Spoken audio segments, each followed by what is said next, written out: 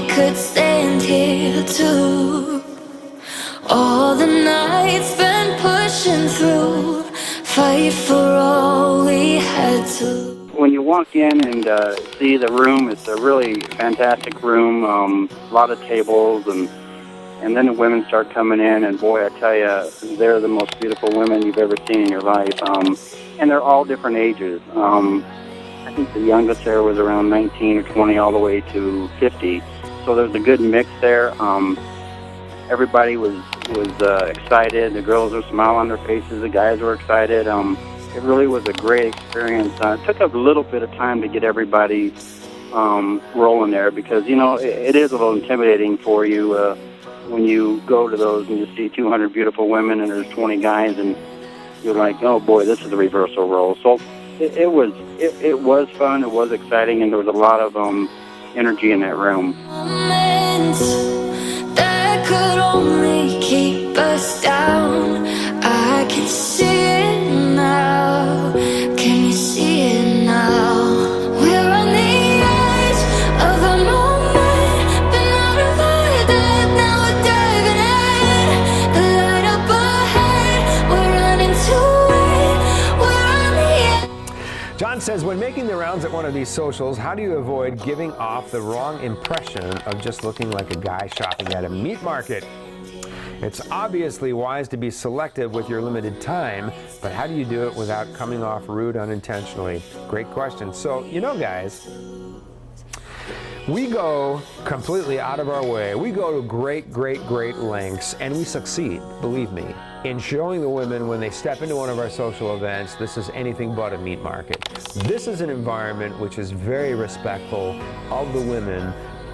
Believe me, we will go completely out of our way to make sure the women are comfortable, treated with a great deal of respect, given a good time. You know, again, I've said it many times, but it's true. If I have 30 guys on a tour and 300 women come to a social in Ukraine, that's very typical.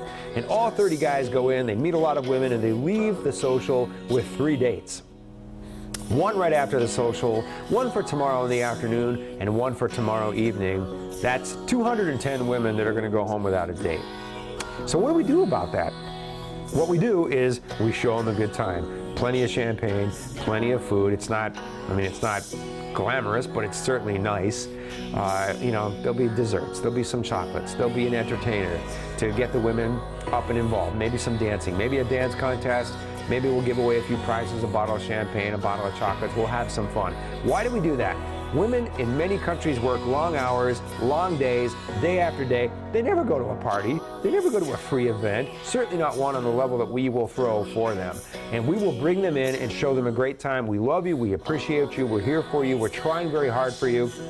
And if it's not your night, we want you to at least tomorrow morning wake up and go, what a nice evening I had last night. What a rare, nice evening I had last night. I went, I was carefree, I was treated royally. That's exactly the environment that we create for you. So we'll do a lot of that for you. I can see it now. We're on the edge of a moment, been out of our depth, now we're diving in. The light up ahead, we're running to it. We're on the edge, now we're diving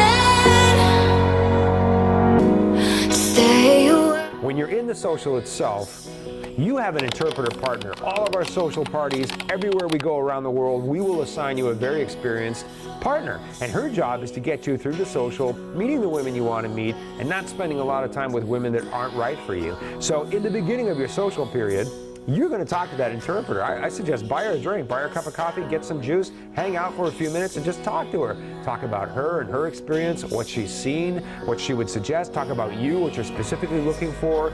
And if somebody doesn't apply to what you're looking for, ask her to please excuse you. And she can keep a lot of those conversations from getting started so that you're never really in an awkward place. Now, obviously, it's a social event. It's 4 hours long, hundreds of people in the room. Not everybody you meet is going to be right for you or vice versa. But our staff will be very adept at helping you get around the room, you know, ladies, I'm sorry, John would like to meet women who are over the age of 30. You're a little young, you're beautiful, and we know we've got someone special for you waiting, but you know, unfortunately, you know, we have to move on, but thanks for meeting us. And something as simple as that, and the girls will say, okay, no problem. They won't give her a hard time.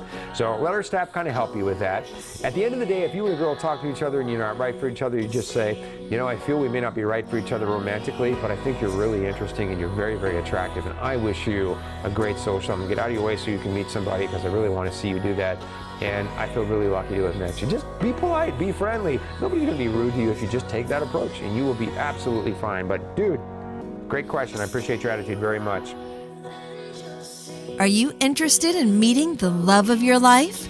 Join men from all over the world as they take a trip and find their future brides. Check out our website at Colombianwomen.com. If you enjoyed this video, be sure to give us a thumbs up and subscribe to our channel.